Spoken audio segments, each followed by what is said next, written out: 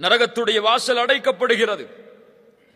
கொடிய ஷைத்தான்கள் விலங்கிடப்படுகிறார்கள். அந்த மாதத்தில் ஒரு இரவு இருக்கிறது, அது 1000 மாதங்களை விட சிறந்தது. ஷஹ்ரு ரமதான், நோன்புடைய மாதம். ஒரு நோன்பின் கூலி நமக்கு தெரியுமா? யாருக்காவது தெரியுமா? ஒரு நோன்பு வச்சா என்ன கூலி?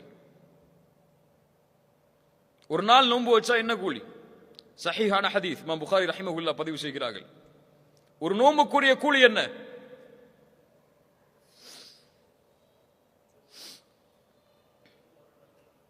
மன் ஸாம யௌமன் ஃபீ ஸபீலில்லாஹ் பஅதல்லாஹு வஜ்ஹஹு அனின் நாரி 70 கரீஃபா. அல்லாஹு அக்பர். நோன்பின் கண்ணியத்தை உணருங்கள். நோன்பை அடைவதற்கு முன்னால் யார் அல்லாஹுடைய பாதையில் ஒரு நாள் நோன்பு வைக்கிறாரோ அவருடைய முகத்தை அல்லாஹ் 70 ஆண்டுகள் நரகத்திலிருந்து தூரமாக்குகிறான்.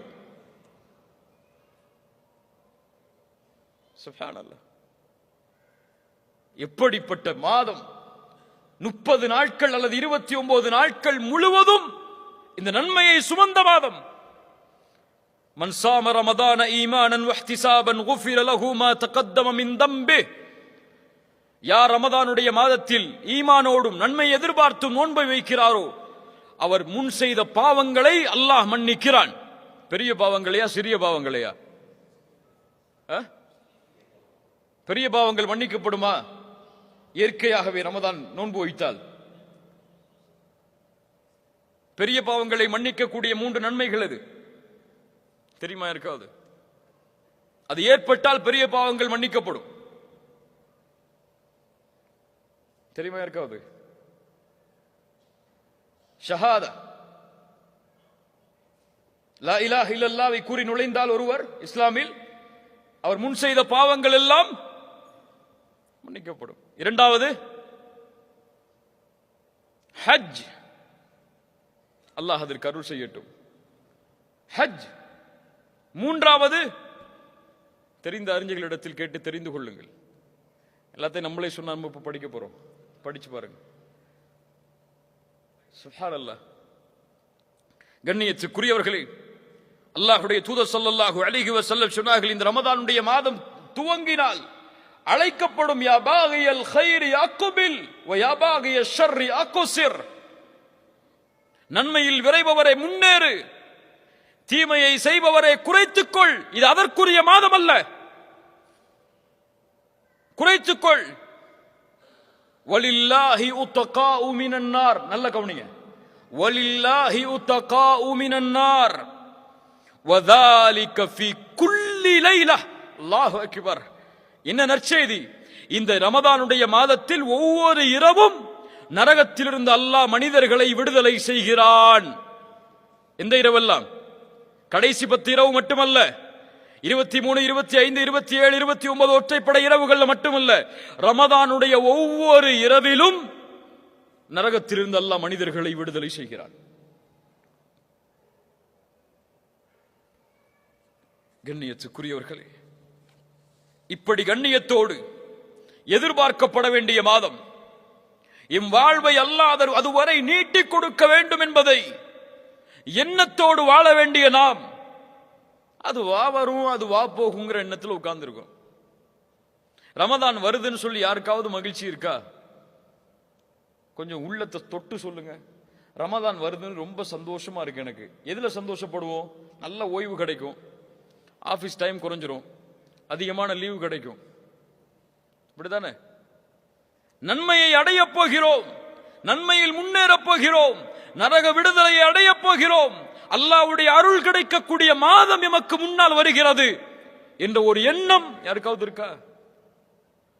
இவர்கள் யார் தெரியுமா?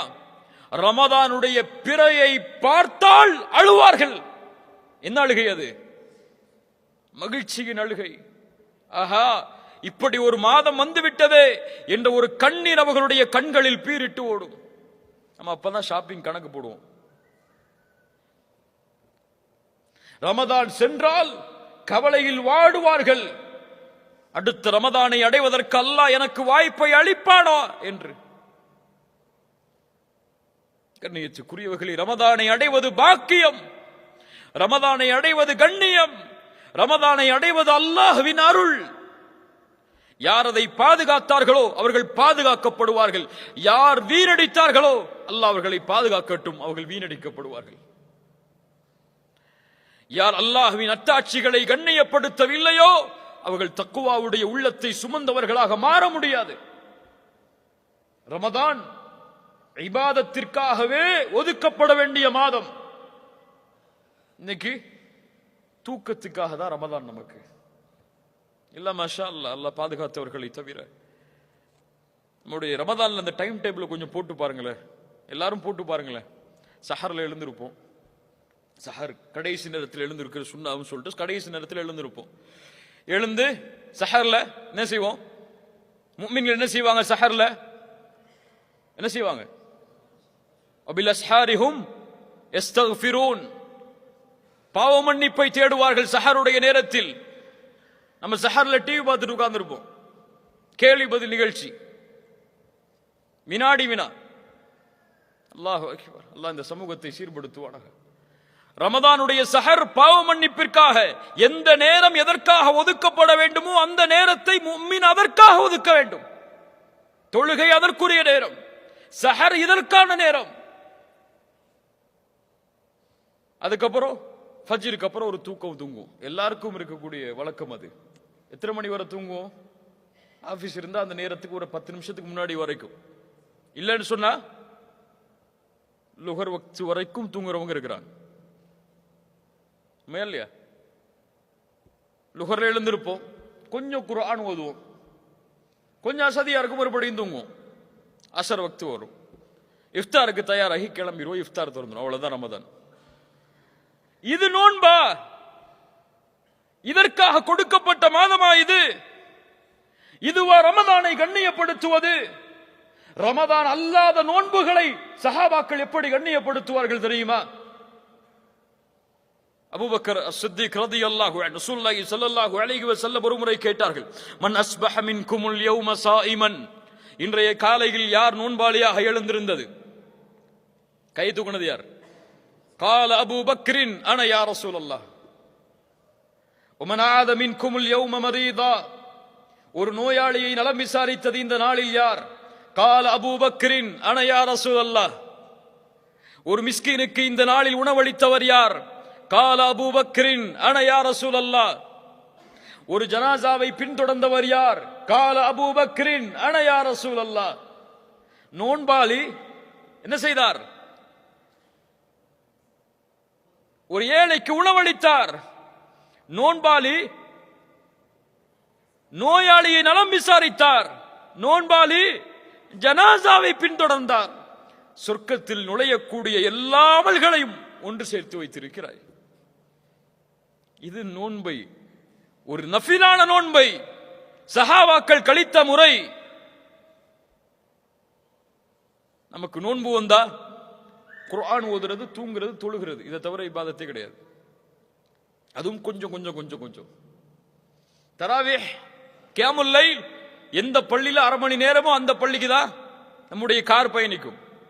1 மணி நேரம் இமாம் தொழு வச்சா அந்த இமாமை விமர்சிச்சே நமக்கு 1/2 மணி நேரம் போயிடும் ரமதான்ல.